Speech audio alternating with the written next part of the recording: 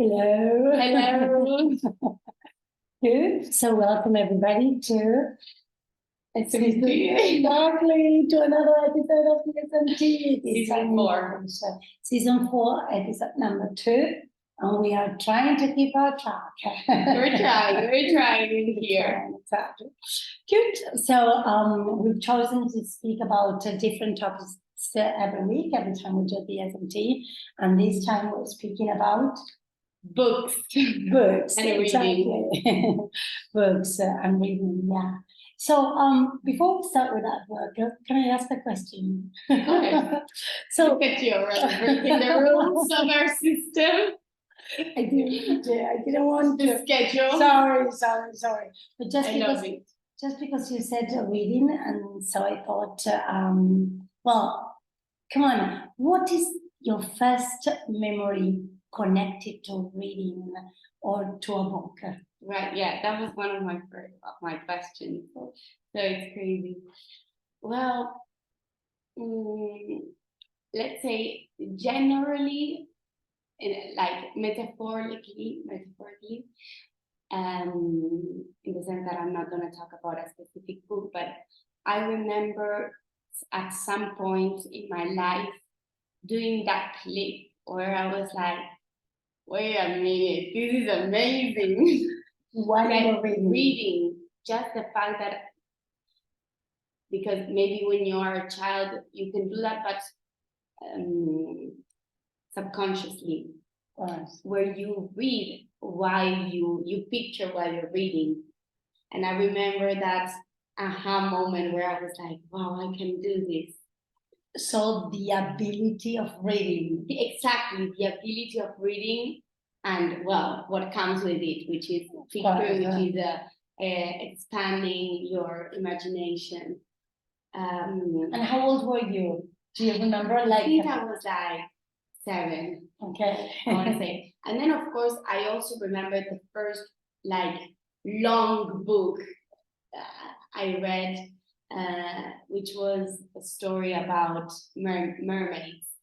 And yeah, I didn't even really care about the story. I just cared about the fact that I read a 100 pages book, instead of 20. Again, so it's connected to the ability and the capacity of reading. Exactly. And what that brought to you. Fantastic. Yeah. Well, I guess we should continue with some questions. Of course. Of course. Well, I was going to ask you, what was the first book you remember reading and understanding? But I don't know if you want to answer that question or if not. I'm happy to answer that question. I can't remember the first book I read. Yeah. I can't. But I was thinking, while you were speaking, one thing that is kind of strange, because I'm going to tell you what is my first connection with reading in a second. But I was thinking, I was kind of part of your first moments of reading because I'm your mom, but you have no idea of what was my connection with reading. Definitely. Exactly. When did you learn? When did you learn? Well, now my first connection with reading, and I think it's all connected again to all the things that I'm going to say about the books that I have read and the stories, because it's a romantic story. I had 2 neighbors, they were sisters. I had, they were called Lorena and Maria Jose Sartori. Okay, so they lived with me in Córdoba. And Lorena was 1 year older than me, and Maria Jose was like 3 years older than me.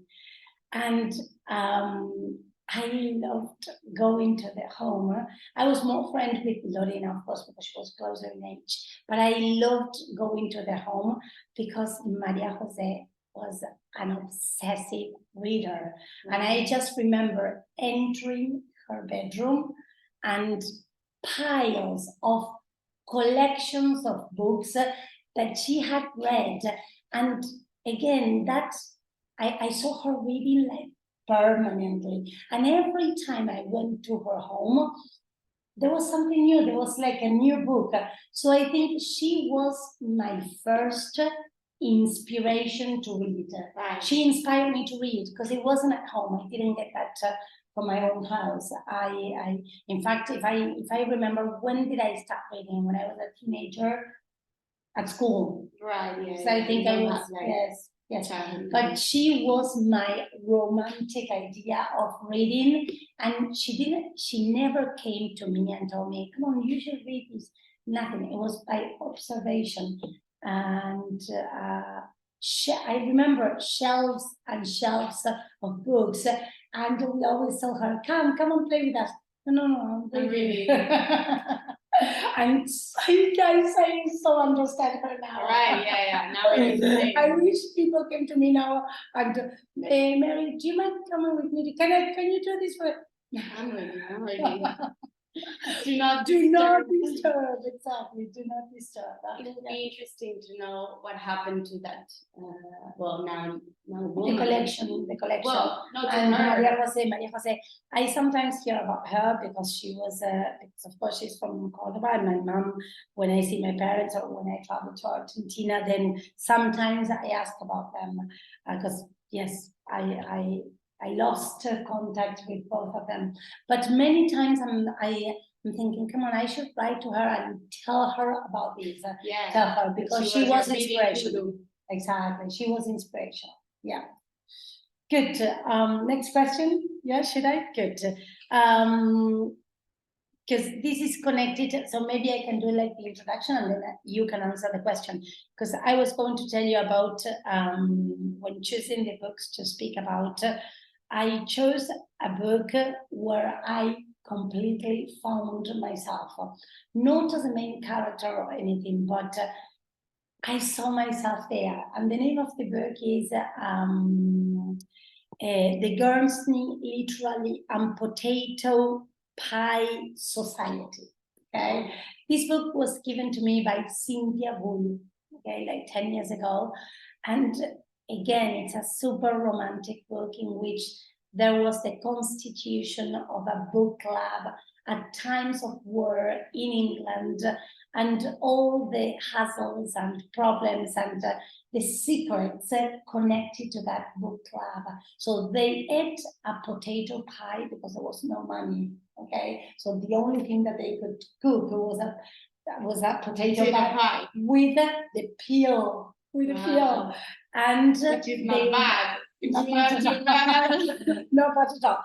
Probably it's connected to the food and the reading. But I remember that when I read that book, first of all, it's of course not a classic. It's of course not. I never met anyone who knew about this book, and when Cynthia gave it to me, she told me I haven't read it. I just want to. Yes, exactly.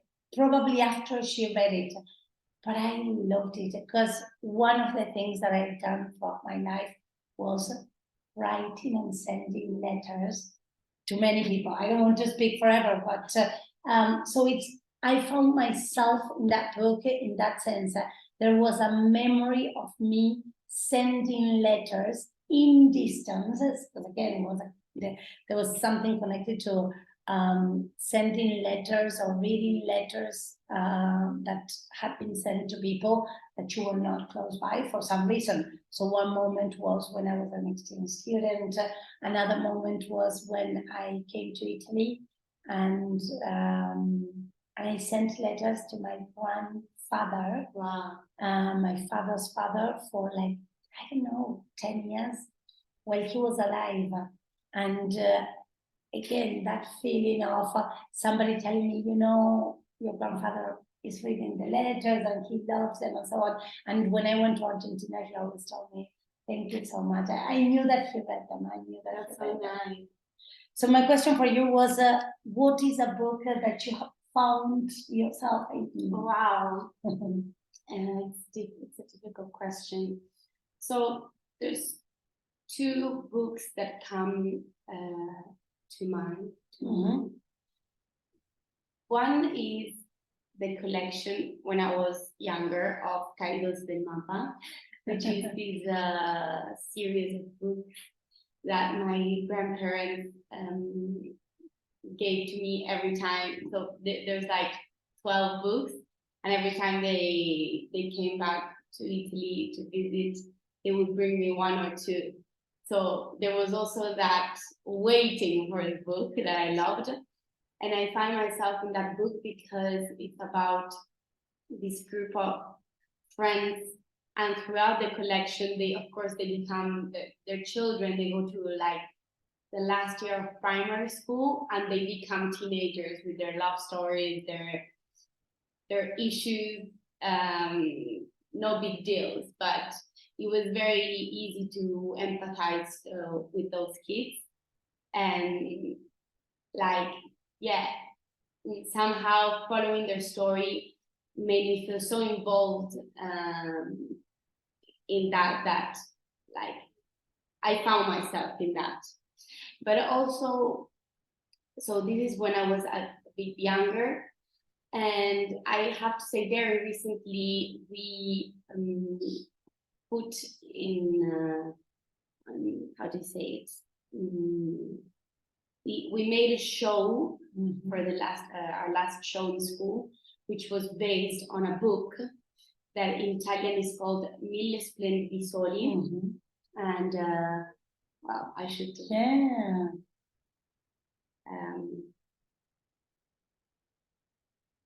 so Khaled Hosseini, who is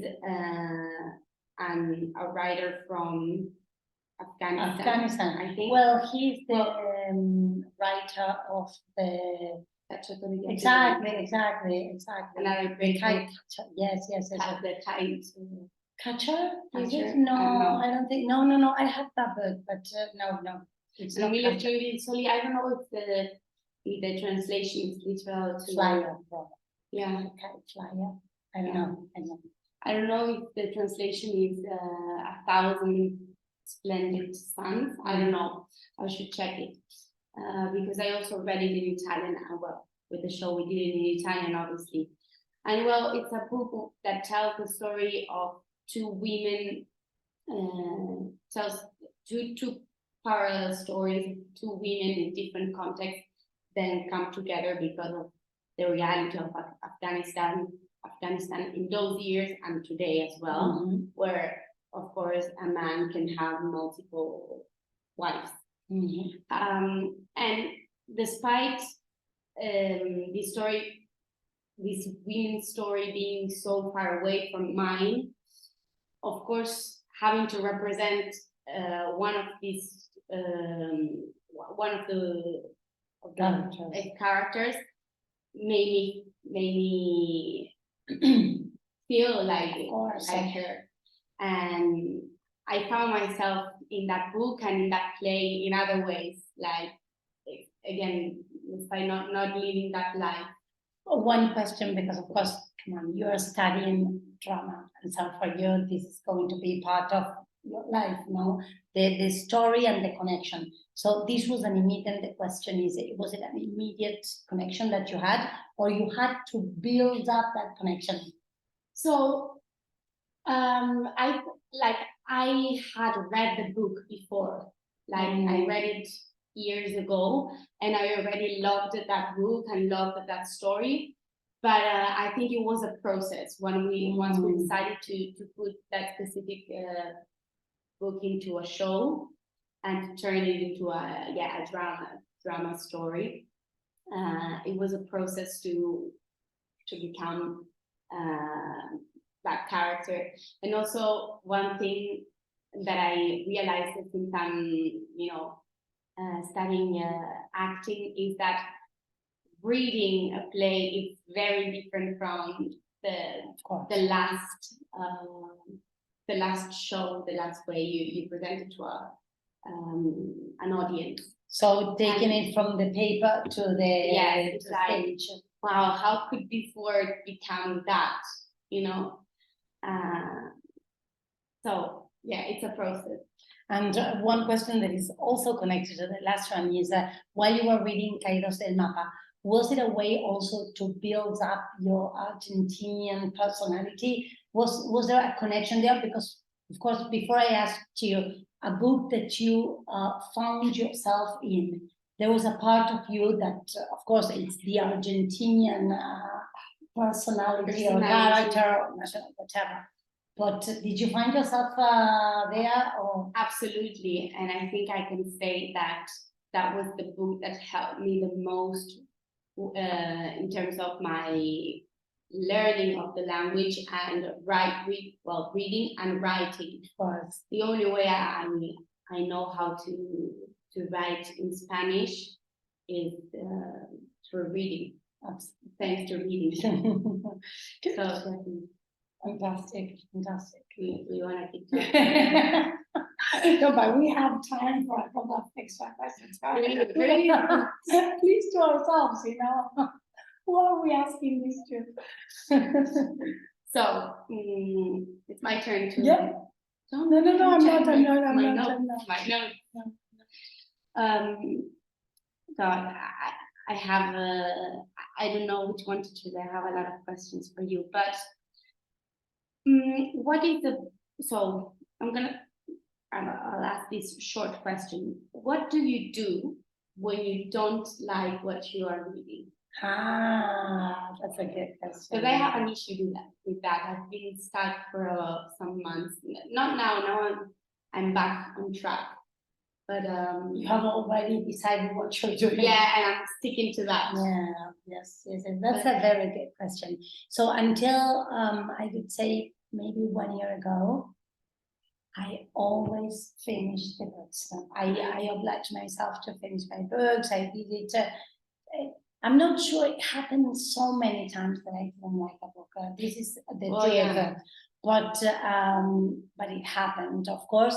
And when it happened, I obliged myself to finish it. Then there's an issue with books that were. It's not that I didn't like, but at that time, I couldn't find a connection, or I found it very difficult. Right. Very difficult. So for some reason, I remember one book like 6 or 7 years ago.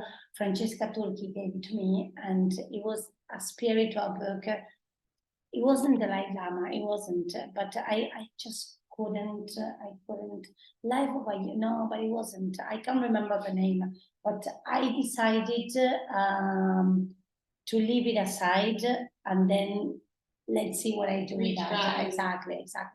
But 1 year ago, it happened to me with a book but just because I heard someone saying something about it, and I think that illuminated.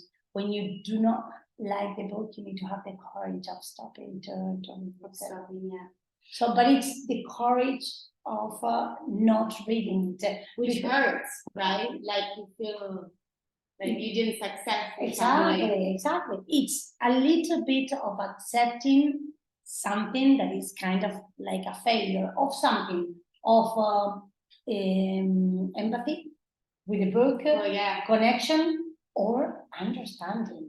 And I think that's a very difficult one, because of course when you stop reading a book because you do not understand, there are lots of things behind that feeling that you need to deal with. You know? But yes, I think that it's a failure.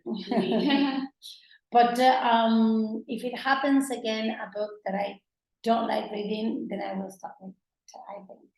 Yeah, because I think one mistake that I make, and that I'm not like, I feel like at least it doesn't work for me, is that, for example, I'm reading a book and I don't like it.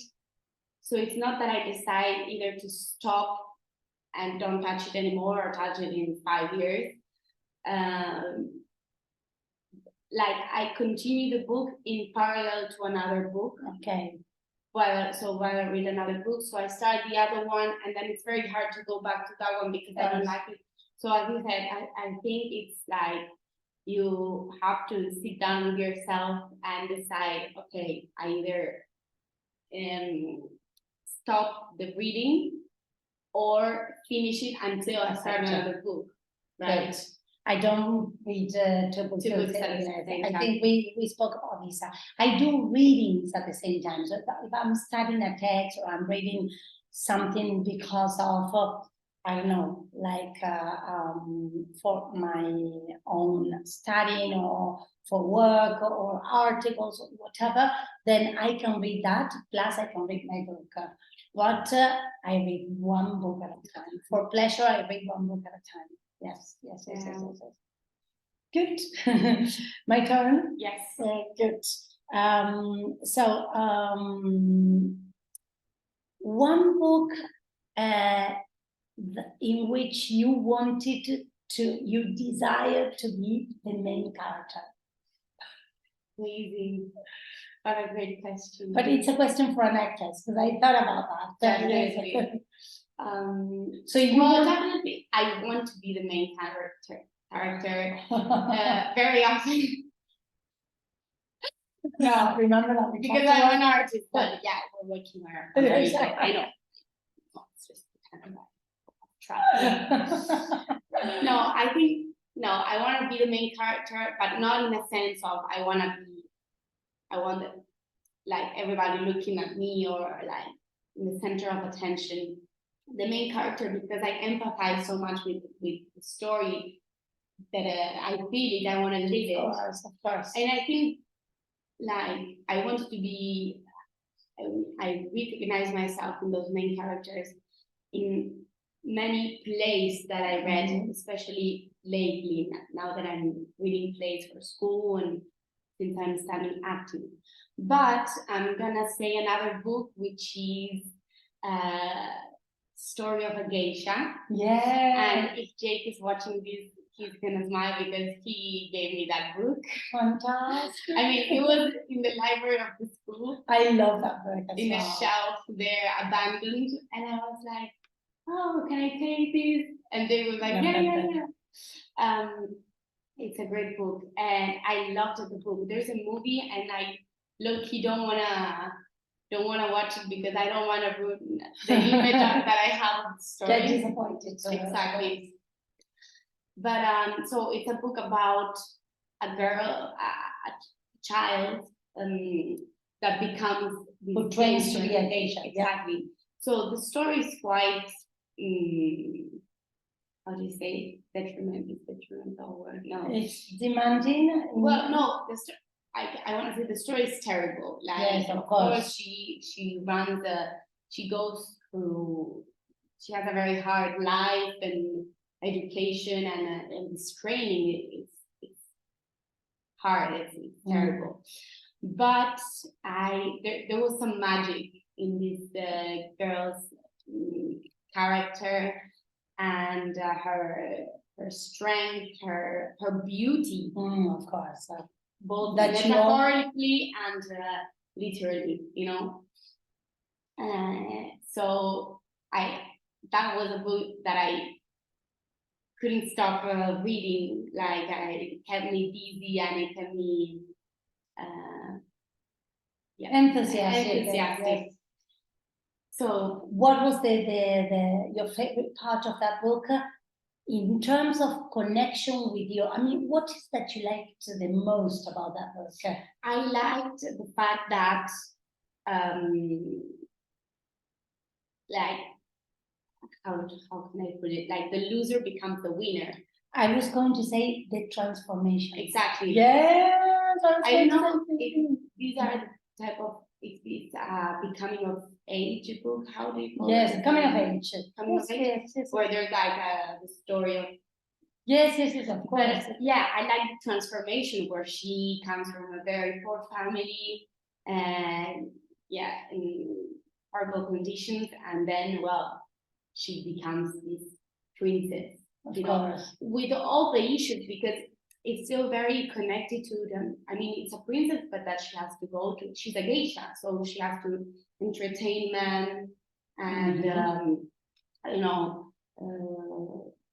with a how do you call it, fixed marriage, like of course, yes.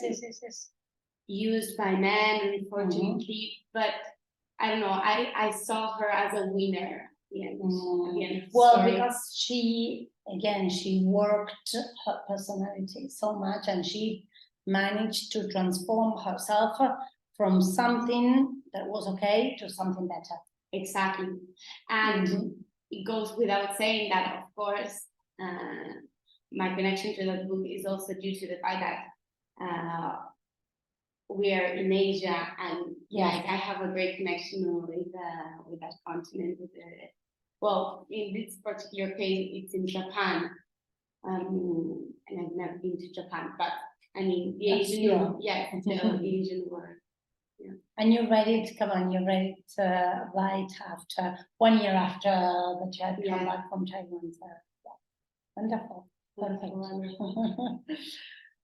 Last step? Oh. Yeah.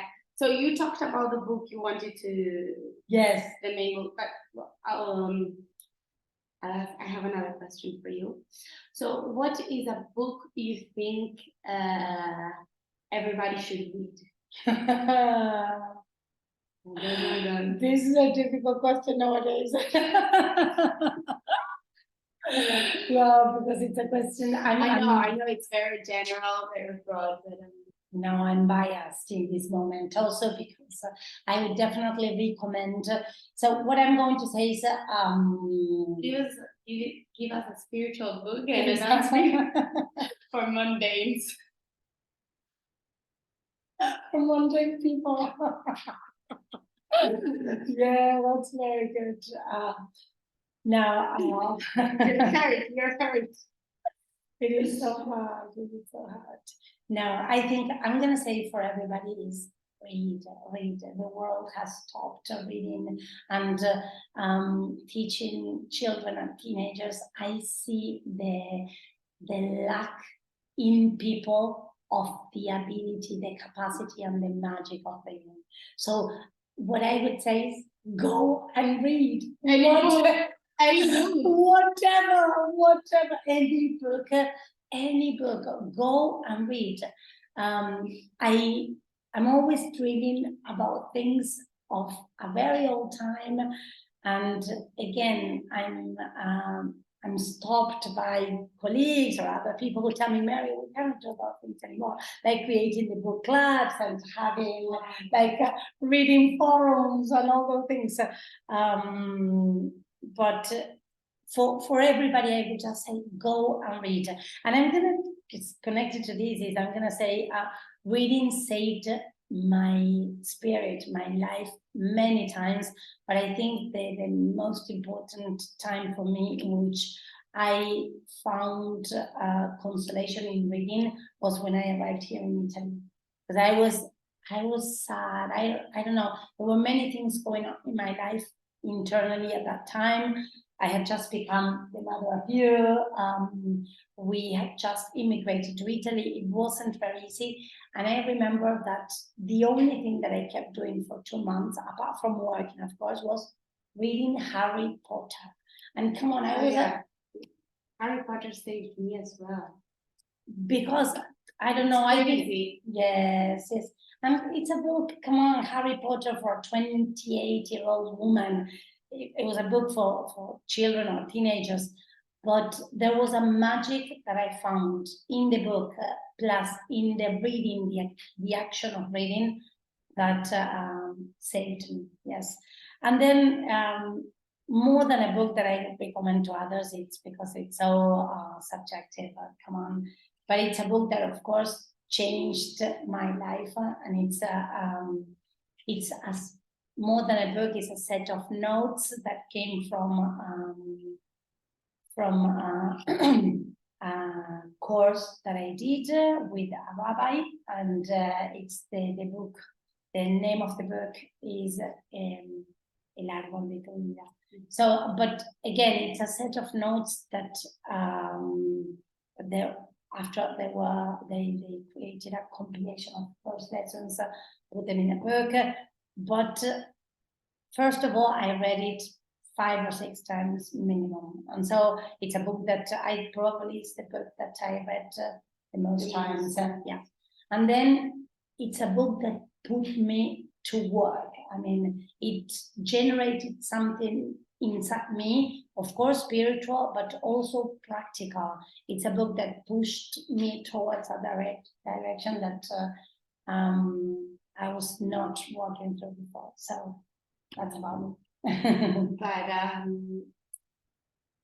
so I guess you read it those many times because you wanted to and because you were passionate about it. but was there a part of you not understanding the book?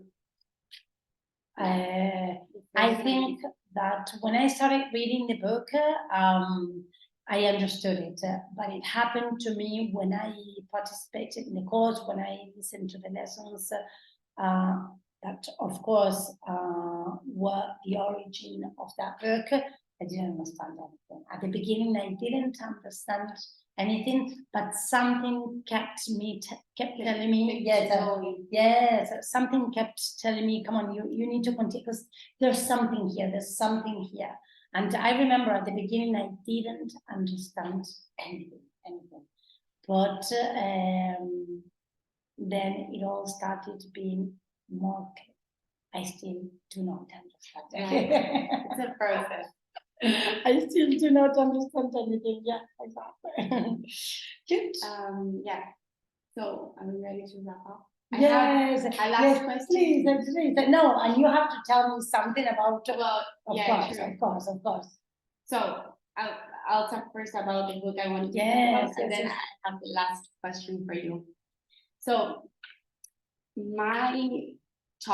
one of my top 3 books at the moment is The Alchemist. I fell in love with this book, which is, I don't know, I think at the end very simple, but Paulo Coelho. Yeah, Right. Paulo Coelho, and it's a book that I read, one of the books I read this year in Rome, and that my classmate and flatmate gave to me as, I think, a Christmas gift, saying that this was a book that I had to read whenever I wanted, with no pressure of doing like starting it and finishing it. And it was I liked her prompt, let's say, because she also said that it was a book that I had to read whenever my heart felt lost. Alchemia, of course, and magic. So things that are connected. We were speaking about Harry Potter before, and I was going to tell you something. You also liked Damien by Herman Hesse, right? Exactly. Yeah, everything. Yeah, which is more like an interior magic, of course, more than fantasy, let's say, Harry Potter, but that's another type of intelligence. So I just brought 2 quotations that I love from this book. One is, when we love, we always strive to become better than we are. When we strive to become better than we are, everything around us becomes better too. Fantastic. It's amazing. We were saying the same thing about Geishas. Yeah, exactly. I think it's a concept that we always say, where like it's so nice to be with someone who you want to become a better person, a better version of yourself with. You know, and sorry. No, and that happens with love.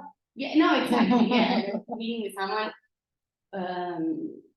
in love, in any type of relationship, right? Where you want to do better, you strive to do better for the other person, but then it's actually for you, right?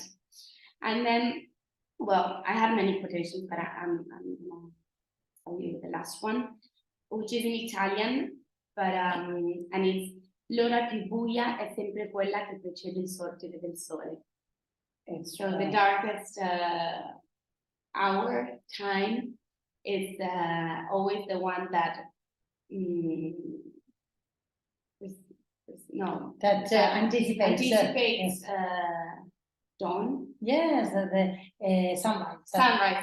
Yes, of course. So it's perfect. And it's something I always try to keep in mind, in the sense that when you're in that tunnel we always talk about, that dark tunnel, there's always light. Absolutely, but this is something that we have spoken about a few times, that in order to get some light, you need to go through the darkest of times. Absolutely. Yes. Yeah. Well, we could speak forever. I know. Can I just ask you, like, if you have Yes. the guilty pleasure that readers have of reading the last sentence. Before, no, I do not. To spoil your book. Well, not even just the last sentence, because sometimes the last sentence like doesn't tell you. It keeps you with it gives you more mystery.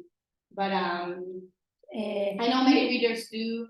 I'm trying to remember because I recently found, and I think it was in an interview, I heard someone asking the same question, and the person was saying, you know what happened to me?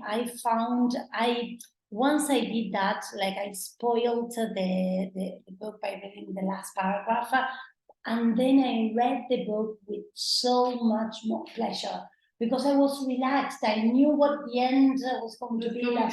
So this is kind of weird, but it doesn't happen to me because I love the path towards the end. Because I think it's a concept that you can only apply with like novels or with stories that have like a storyline.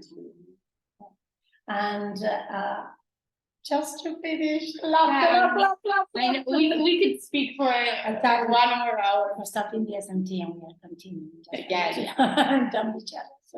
Good. No, but the book that changed your life. Oh, I don't know. No, or a book that you feel, because that was my last question and probably the most important of all. A book that after reading it, you felt that you were not the same person as you were before starting to read it. I feel like you should give me this book because I don't have one. Good, it happens. I think the ones that, yes, it happens. I had great impacts, like books that made me think, but I don't know if you have just one. Yeah, if you have just one. Yeah. We can review this SMT in 1 year and see something interesting. Yes. Well, thank you. Thank you very much. And see you next time.